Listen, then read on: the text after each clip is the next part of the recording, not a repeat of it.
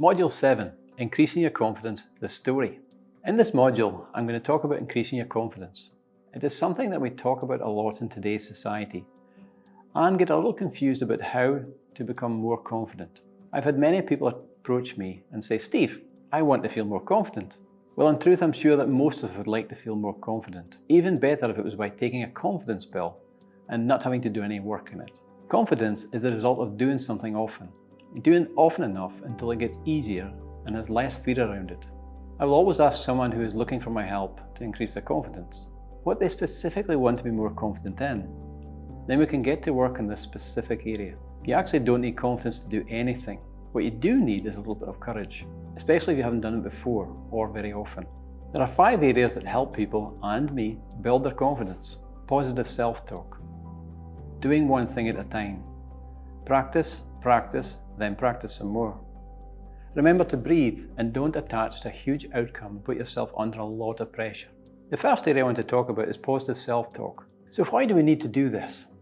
Well, as humans, our biocomputers are designed and programmed to be negatively biased, and this keeps us safe. An average adult has around 65,000 thoughts a day, with up to 90% of these being negative. Knowing this, it is not surprising that when we're going to do something new, our fear-based negative programming kicks in. Am I going to be good at this? Who's going to be watching? What will other people think? So just lots of negative thoughts come into our thinking. Positive self-talk is a good way to help you relax, getting you ready to do the best you can. Think of other things you can do in your life that you're good at and feel more confident in, and use these thoughts to confirm that you've got this. The second area I'm going to talk about is doing one thing at a time. If you've got too many browser windows open, it's very distracting. It's difficult to be confident in the thing you're trying to do if you're trying to do too many things at once. As an example, if you're recording a video like this, don't think about everything else that's going on.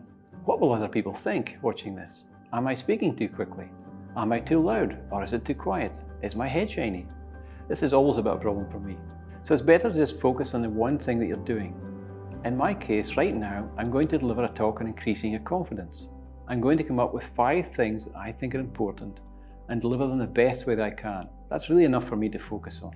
The third area is practicing. It's easy to read a lot of material on how to do something. You can watch many YouTube clips and listen to hundreds of podcasts, but nothing beats going to the practice gym, actually doing the work, putting in the repetitions. This is a great way to grow your confidence in any subject. With practice comes intimate knowledge about how to react to the task. Then know what needs to be tweaked or adjusted to get the result you're looking for. The more you do something, the better you get and the more your confidence grows. I'm a black belt at loading and emptying the dishwasher. I didn't watch a YouTube clip, I've just done it an awful lot.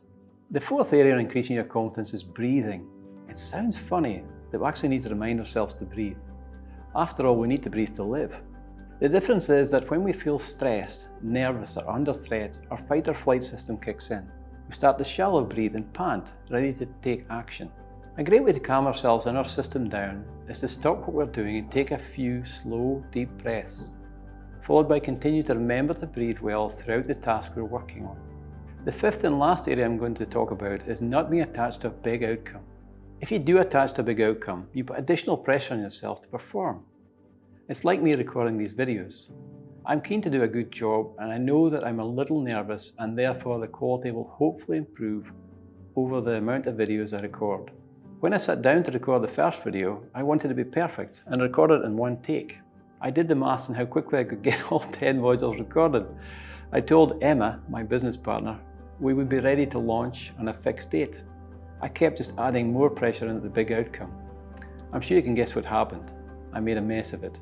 I started telling stories that were not at all relevant, forgot how to speak at one point, and developed a whole new language.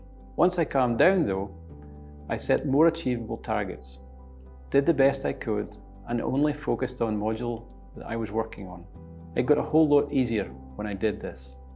So to recap, there are 5 areas that help people increase their confidence. Introduce positive self-talk to get you ready for the routine. Do one thing at a time so you can keep focused. Practice, practice, then practice. Nothing helps your confidence more than practicing something. Remember to take good quality breaths and don't attach to a big outcome that puts you under a lot of pressure.